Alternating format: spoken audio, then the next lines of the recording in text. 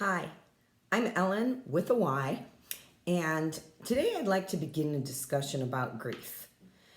As a matter of fact, I'm hoping that this will be the first in a series of discussions because grief is a really deep topic and it's hard to just kind of package everything into one big lump. So I'm hoping that we can kind of break it down a little bit by little bit.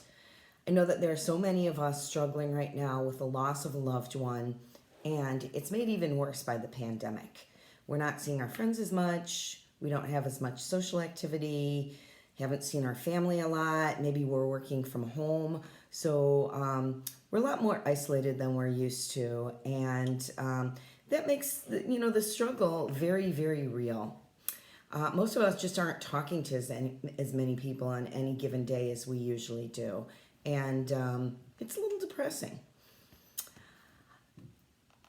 Most of us have either lost someone that's important to us at some point in our life, or if we're lucky enough not to have lost someone, we know someone who has. And you probably know somebody who's struggling. The important thing that I want to say today is that there's no right or wrong way to grieve. We're all different. We all process things differently in our own way and in our own time. People tend to get really judgy about things like this. They like to tell us, oh, you're moving too fast, or you're not moving fast enough. Maybe they think that you should be at a different phase in your grief or handling things differently. But I think that as long as you're getting out of bed every day, taking steps to put your best foot forward, and most importantly, trying to find a little bit of joy in every day, then you're doing an awesome job. Your timeline might be completely different from mine or from everybody else's. Your grief might look completely different than your partner's grief. And that's okay. As I said before, we're all different, and 2, 3, or 4 people who are all grieving the loss of the same person might all be doing it differently.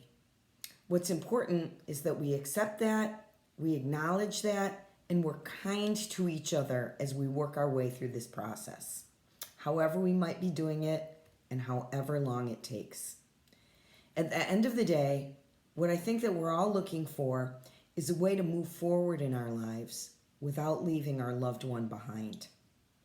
And we're going to have some bad days, but hopefully in those bad days, you'll have some really good moments.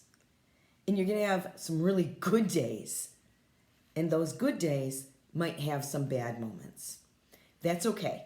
You have to feel all the feels so that you can work through them. What I do wish for all of us is that we can begin to find our joy again, even if it's bit by bit. I find that joy is a little bit like chocolate. Once you have a little, you want a little bit more. And that gives me great hope.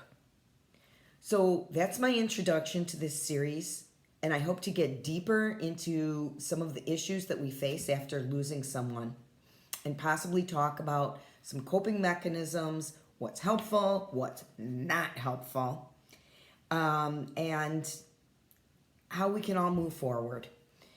Please let me know what you think of this, and feel free to share this video with anybody that you think might find it helpful.